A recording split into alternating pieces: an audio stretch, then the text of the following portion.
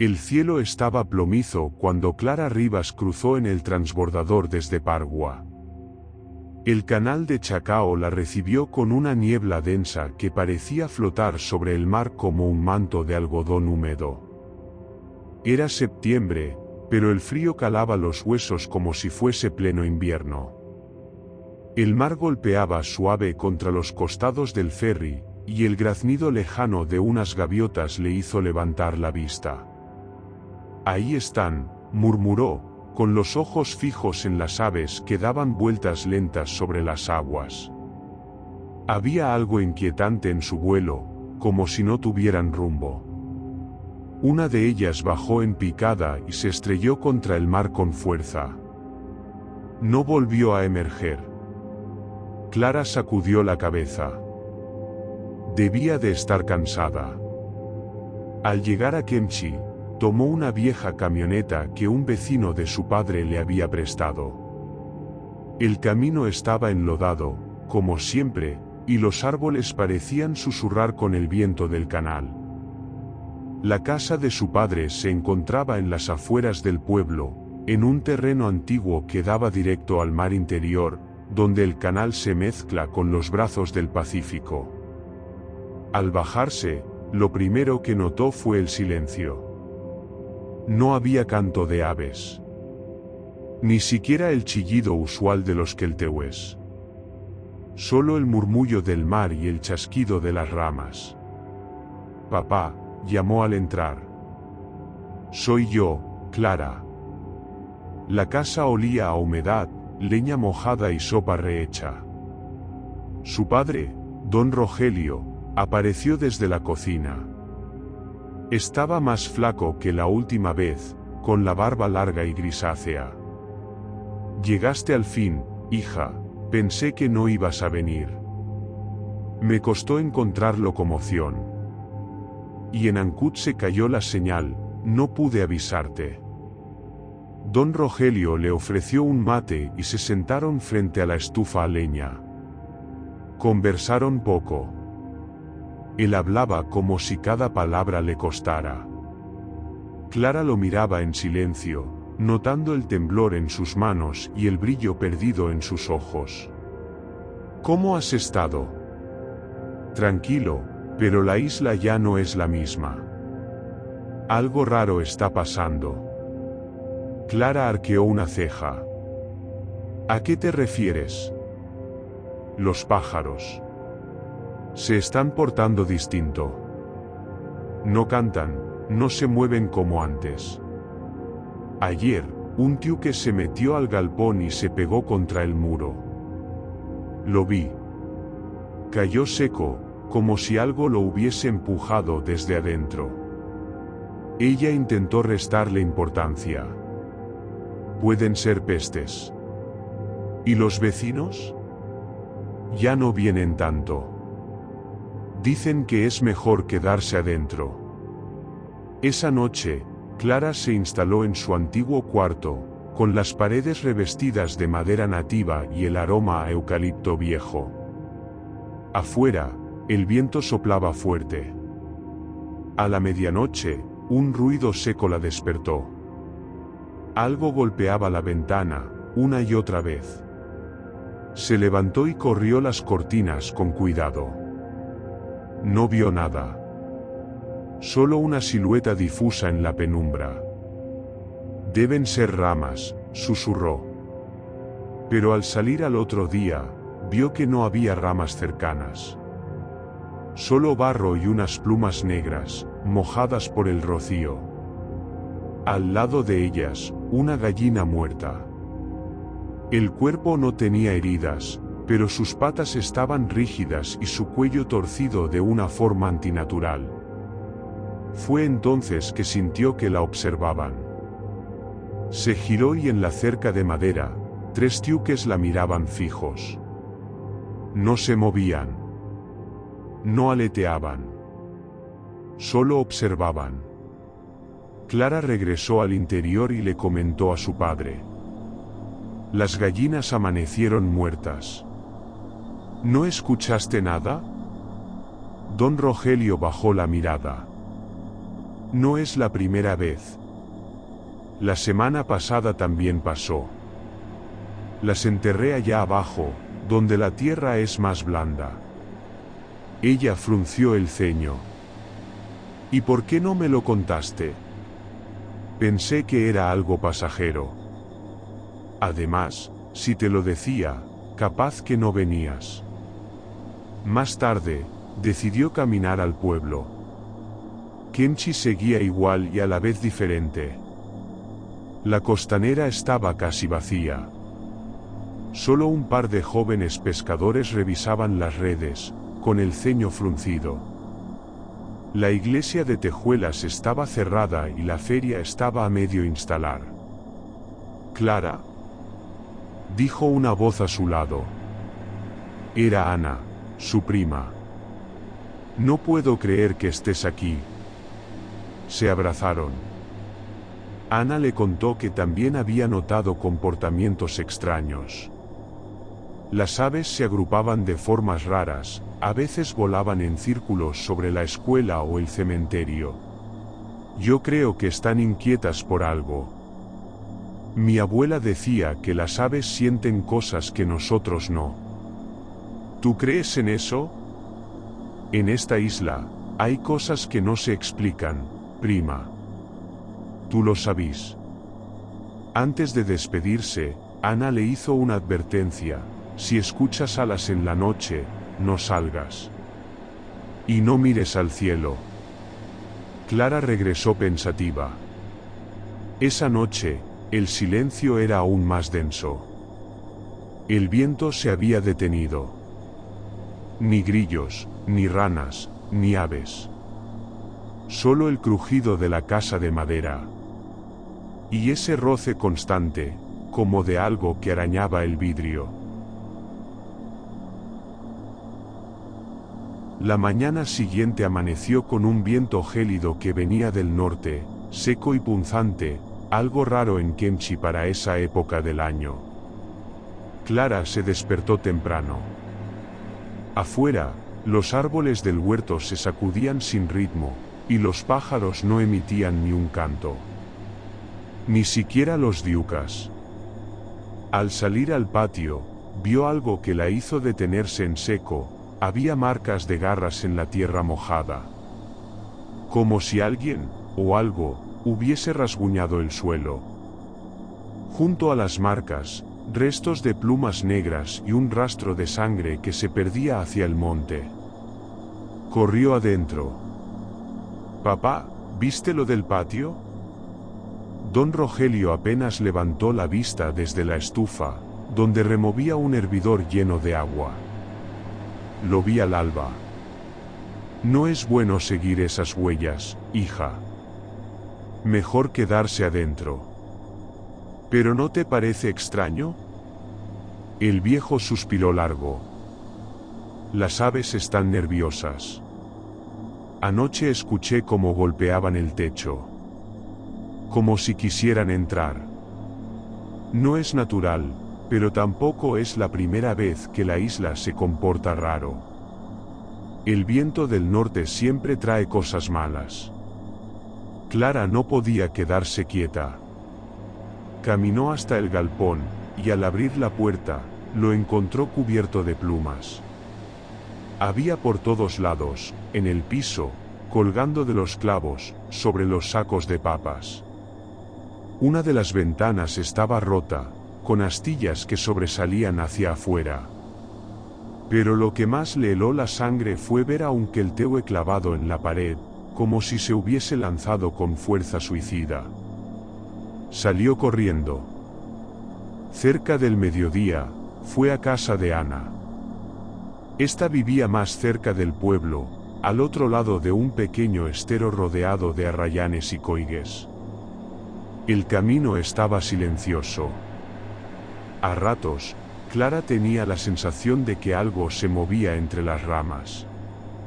No eran aves volando, era otra cosa. Una vigilancia muda. Cuando llegó, tocó la puerta varias veces. Nada. «¿Ana?» La puerta no estaba con llave. Entró. La casa estaba vacía. Sobre la mesa de la cocina, una taza de té aún humeante. En el suelo, un celular roto. En una esquina, un gato muerto con los ojos arrancados.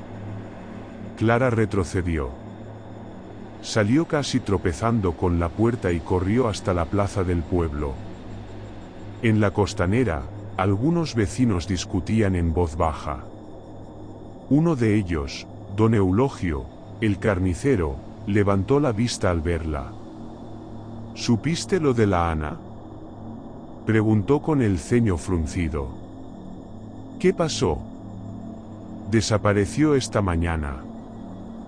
Dicen que la vieron salir pa la playa y que unos pájaros la siguieron.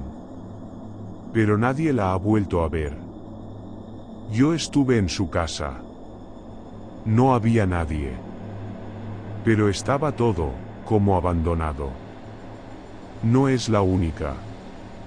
A la señora Nilda también se le perdió el hijo chico, y a los de la escuela los mandaron de vuelta. Una bandada de tordos rompió los ventanales. Se metieron todos a picotear cuadernos, pizarras, una locura. Clara sintió un frío que no venía del viento. ¿Y qué está haciendo la municipalidad? ¿La Muni? Si el alcalde no está. Se fue hace 2 días pa Castro y no ha vuelto. Dicen que no se puede cruzar el canal. Que las aves están atacando los botes. ¿Y los carabineros? Los llamaron, pero no contestan. Al parecer, la señal se cayó. Un grito los interrumpió. Vino desde lo alto de un cerro cercano. Era una mujer. Cuando llegaron corriendo, la encontraron en el suelo, ensangrentada, con el rostro cubierto de arañazos. Me atacaron los zorzales. Me atacaron. Gritaba sin parar. Estaban en los árboles y se me vinieron encima. No los vi venir. Clara la ayudó a levantarse. Mientras bajaban, pasaron junto a un grupo de aves muertas, pero con las alas abiertas, como si hubieran caído del cielo sin razón. Esa noche, Clara y don Rogelio atrancaron todas las puertas. El sonido del viento del norte seguía soplando con más fuerza. Los postigos de las ventanas temblaban. «Papá, ¿esto lo has visto antes?» Don Rogelio prendió un cigarro. Sus ojos estaban perdidos en algún recuerdo. Una vez. Yo era niño. Mi papá hablaba de el vuelo torcido. Dijo que, cuando los pájaros pierden el rumbo, es porque algo más grande se metió donde no debía. Dicen que puede ser la tierra misma que se enfurece, o algo más viejo. ¿Y qué pasó? No me acuerdo todo, pero hubo muertos. Y después, todo se calmó como si nada. Pero quedó un miedo raro. Como si los pájaros supieran algo que nosotros no. Más tarde, Clara intentó dormir, pero el sonido del aleteo no la dejaba. Venía desde el entretecho. Primero leve, luego más fuerte. Como si algo caminara sobre el techo de zinc. A las 3:17 de la madrugada, los vidrios de la ventana explotaron. Una bandada de aves negras entró en picada. Don Rogelio gritó, a la cocina. «¡Prende el fuego!». El calor pareció alejarlas. Pero Clara alcanzó a ver uno de los pájaros sobre la mesa, no era cualquier ave. Era un yeco, un cormorán grande, con los ojos totalmente blancos y una especie de pluma endurecida que se le clavaba en el pecho como una espina. Se miraron en silencio. Había algo más allá de lo natural en todo eso. No eran simples aves. Eran mensajeras de algo que aún no se mostraba. La mañana en Kemchi llegó como si no hubiese habido noche. Clara no había dormido ni un segundo. El viento del norte seguía soplando, pero ya no era lo más preocupante. Lo peor era el silencio. Los gallos no cantaron, las gaviotas del canal no sobrevolaron la costanera y ni siquiera se oía el graznido lejano de los tiuques. En la radio portátil solo se escuchaba estática. «Esto no es normal», dijo don Rogelio, tomando el machete viejo que solía usar para cortar leña. «No estamos solos en esto, hija». La señal de teléfono no volvía. Ni mensajes, ni llamadas. Clara decidió salir rumbo al pueblo a pie. Llevaba una chaqueta gruesa, un gorro de lana apretado y una linterna. En el camino, encontró a varios vecinos reunidos en la pequeña parroquia de Kemchi. Algunos lloraban. Otros rezaban. La señora Juana, con sus trenzas apretadas y la cara surcada por arrugas, le tomó la mano. «Ya se llevaron al padre Carlos», susurró. «Anoche, después de misa, vinieron los pájaros. Los sacaron de la sacristía como si fuera livianito. Nadie pudo hacer nada. Ni un disparo les dio». «¿Se lo llevaron?», preguntó Clara, con un nudo en la garganta. «Sí, al cementerio. Hay quienes los vieron, allá arriba, revoloteando como una nube negra. Desde entonces no baja nadie. Ni los perros». En el cementerio de Kemchi, situado en un cerro que daba al mar, el aire olía a sal mezclada con tierra removida. Clara subió con cautela. La neblina no dejaba ver más de 5 metros adelante, y las cruces de madera aparecían de golpe como si brotaran del suelo. A lo lejos, una figura se movía entre las lápidas. Era un niño. Estaba de pie, mirando hacia un ciprés cubierto de aves inmóviles. Eran decenas. Quizás cientos. Todas perfectamente quietas, como si escucharan algo que los humanos no podían oír. «Niño», susurró Clara, acercándose. «¿Estás bien?». El niño no respondió. Cuando giró el rostro, Clara notó que tenía una mirada perdida, como si estuviera en trance. Detrás de él, los pájaros alzaron el vuelo sin sonido alguno. En medio del aleteo, la neblina pareció tragarse al niño. Clara gritó.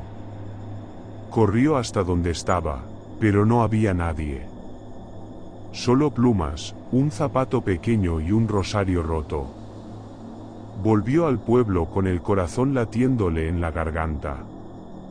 Allí encontró a don Eulogio organizando a los hombres con palos, machetes, incluso un par de escopetas viejas.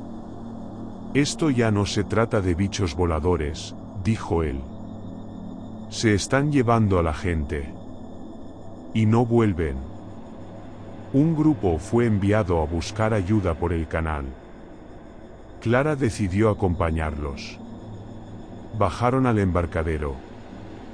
El mar estaba completamente en calma, pero algo en su superficie reflejaba una oscuridad que no parecía natural. Se subieron a un bote con motor fuera de borda. «Vamos pa Tenaún. Allá tienen mejor señal», dijo uno de los hombres. «Si logramos cruzar, podemos avisar por allá». Clara miraba el cielo. Vacío. Ni una nube. Pero apenas salieron del abrigo del muelle, una bandada de cormoranes emergió desde los acantilados. Iban directo hacia ellos. El piloto intentó virar, pero uno de los pájaros le picoteó el rostro y perdió el control. El bote se sacudió y Clara cayó al agua helada. Sumergida, escuchó un zumbido agudo, como un chillido prolongado, pero dentro del agua. Al salir a la superficie, vio cómo los pájaros se llevaban uno por uno a los hombres. No era como una película de terror. Era como si la naturaleza los estuviera castigando. Clara nadó de vuelta como pudo. Alcanzó la orilla con los brazos cortados por las rocas y los ojos enrojecidos por la sal. Se arrastró hasta la playa y allí cayó inconsciente. Despertó más tarde en casa de la señora Juana. Tenía fiebre y una manta sobre el cuerpo. Afuera, un grupo de vecinos cuidaba con antorchas. La señora le acercó un mate caliente. «Estás con suerte, mijita. Pensé que no la contabas». «¿Qué está pasando, señora Juana?» Ella se persignó. Hace muchos años, los antiguos hablaban de algo que dormía bajo el canal. Decían que los brujos de Caguach lo mantenían dormido con rezos y ofrendas. Pero desde que ya nadie cree, se fue despertando. Y los pájaros, son sus ojos. ¿Ojos? Sí. Son como centinelas. Por eso no se les puede mirar directo. Dicen que si uno los mira a los ojos, él te ve también. Y te llama. Clara sintió un escalofrío recorrerle la espalda. ¿Quién era él? ¿Un demonio? ¿Una entidad antigua? ¿O la propia isla cobrando venganza? Esa noche, se reunieron los pocos que quedaban en pie. Decidieron atrincherarse en la iglesia. Apilaron bancas, encendieron velas, cerraron con cadenas las puertas. A las 11:44 de la noche, comenzó el golpeteo. Primero fue suave. Luego, como martillos sobre el techo. Los vitrales temblaban. Las aves volaban en círculos alrededor del campanario. Y entonces, de golpe, todo quedó en silencio. Clara, con la linterna en mano, subió al coro para mirar por una rendija. No había nada. Y de pronto, un sonido se escuchó desde la tumba del padre Carlos, abierta a mitad de la plaza. Un canto. Un gorjeo espeso, como si viniera desde el fondo de la tierra. La noche cayó sobre Kemchi como un manto de alquitrán. No había luna, no había estrellas. Solo el crujido de las maderas de la iglesia, el leve murmullo del viento y los susurros entrecortados de quienes aún resistían adentro. Clara se mantenía junto a la puerta principal, cuchillo en mano, mientras don Rogelio clavaba clavos oxidados en las ventanas con un martillo viejo. Las velas se consumían una tras otra, como si el tiempo pasara más rápido allí dentro. «Nos están cercando», murmuró la señora Juana. «No quieren que salgamos, pero tampoco que nos quedemos». «¿Quién es?», preguntó Clara, aunque ya conocía la respuesta. La anciana levantó la vista al techo. «Los que están con él». «Él». Nadie lo nombraba directamente. Algunos hablaban de un espíritu antiguo, otros de un demonio de mar, y unos pocos, de un brujo olvidado que se hizo uno con las aves para sobrevivir al paso del tiempo. Afuera, el canto volvió a escucharse. Esa mezcla entre silbido, trino y lamento, como un canto fúnebre torcido. No parecía provenir de una garganta animal, sino de algo más grande. De repente, un golpe seco retumbó en la puerta trasera. Luego otro, y otro más. Las maderas temblaban. «Están entrando». gritó alguien. Don Eulogio y otros 3 hombres corrieron a reforzarla, pero ya era tarde. Las bisagras saltaron y una nube de plumas oscuras irrumpió como un remolino vivo.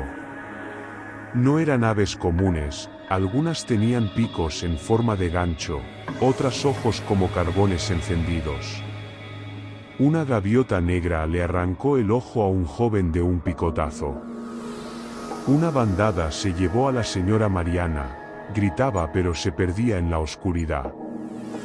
Clara corrió hacia el altar y tiró una lámpara de aceite, prendiendo fuego a las bancas. Quemen todo. Es la única forma. Las llamas iluminaron los vitrales y durante un segundo, vieron lo que había afuera.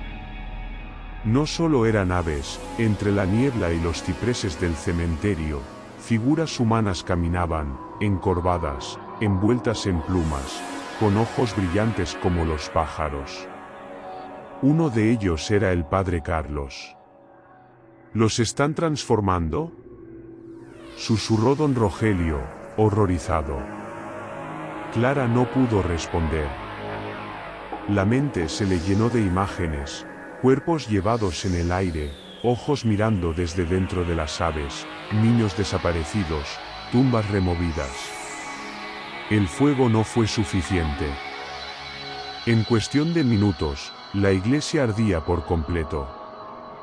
Tuvieron que salir por la sacristía, corriendo entre los matorrales hacia la playa. Desde el campanario, una bandada gigante se elevó al cielo como una ola negra. No se distinguía especie. No eran cormoranes ni tiuques ni gaviotas, eran algo distinto, algo que ya no era de este mundo. En la playa, los pocos que quedaban, Clara, don Rogelio, Juana, un par de jóvenes, se reunieron junto a un bote abandonado. El motor no funcionaba. Entonces hay que remar, dijo Clara, y saltó dentro. Nos vamos a Caguas. Allí están los brujos.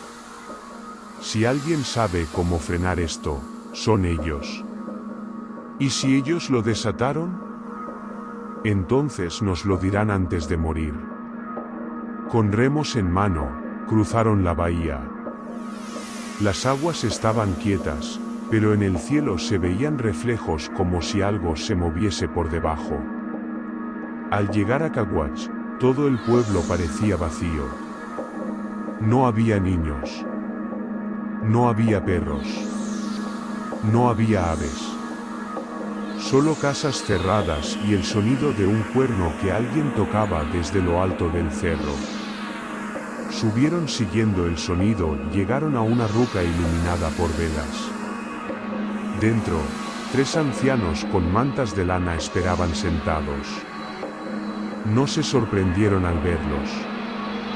Les advertimos hace años, dijo uno. Pero se rieron de nosotros. ¿Qué es eso? ¿Qué está pasando? El anciano tomó una piedra tallada con una figura parecida a un ave con rostro humano. Lo que ustedes llaman aves son mensajeros. No vienen solos. Lo que viene detrás no es de aquí. Dormía bajo el mar. Lo manteníamos a raya con cantos, ofrendas, huesos antiguos. Pero ya nadie cree. Ya no hay nadie que rece. ¿Se puede detener? No. Solo se puede aplacar.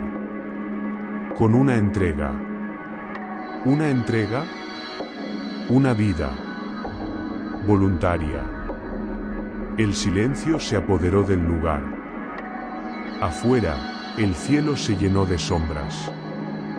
Las aves giraban sobre Caguas. Clara miró a don Rogelio. Él negó con la cabeza. No podemos seguir entregando gente para que esto pare. Eso es más monstruoso que las aves. No es cuestión de moral, hija, dijo la anciana. Es cuestión de equilibrio. Si no se entrega a alguien, se lleva a todos. Y entonces, la señora Juana se puso de pie. Yo nací aquí. Conozco sus nombres. Sé las palabras. Me llevarán a mí. Clara quiso detenerla, pero la anciana ya salía por la puerta, envuelta en su chal. La bandada descendió. El canto cesó. Y la isla quedó en silencio. Pasaron los días. Luego semanas. El cielo volvió a ser azul.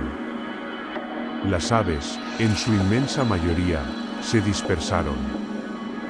Algunas se posaron sobre los postes, otras sobre los techos, y unas cuantas flotaban sobre las aguas como si nunca hubieran sido parte del horror. Kenchi intentó recomponerse. Los que sobrevivieron ayudaron a enterrar a los muertos. La iglesia era apenas un esqueleto chamuscado. Las escuelas cerraron, y las familias que aún quedaban miraban el mar con desconfianza. Nunca más volvió a escucharse un canto de pájaro al amanecer. Clara se quedó. Se instaló en una casa vacía, frente al muelle, y cada noche escribía en un cuaderno todo lo que recordaba. Nadie le creyó en un principio. Luego, un periodista de Castro publicó su historia, y comenzaron a llegar curiosos, pero también desaparecieron rápido. Los que no se burlaban, se enfermaban. A uno lo encontraron ahogado con las pupilas dilatadas, mirando al cielo. Kenchi no quiere que hablen de ella, decía don Rogelio, ahora más viejo, más callado. Y lo que duerme bajo el mar, menos aún. Un año después, durante la fiesta del Nazareno, Clara regresó a Caguas. Buscó a los ancianos, pero no quedaba ninguno. En su lugar encontró una niña de no más de 10 años, tejiendo junto a la ruca. Le habló de Juana, del canto, de la piedra con forma de ave. La niña la miró con ojos que no eran del todo humanos. Ella nos salvó. Por un tiempo. ¿Por un tiempo? La niña sonrió, sin mostrar los dientes. El equilibrio es frágil. Y tú estás marcada. Clara se alejó, con la garganta seca. De vuelta en Kenchi, una mañana escuchó algo. No eran pájaros. Era un murmullo sutil, apenas perceptible, pero ahí estaba. Miró al cielo. Nada. Pero al mirar al mar, vio algo más oscuro que el agua. Algo que no tenía forma fija. Algo que se hundía con lentitud, como si nunca se hubiera ido. Esa noche, una bandada cruzó el pueblo en silencio. No atacaron. No gritaron. Solo pasaron, en fila perfecta, como si anunciaran un regreso inevitable. Clara cerró la puerta. Apagó las luces. Y comenzó a escribir una nueva página. Solo escribió una frase: todavía están aquí.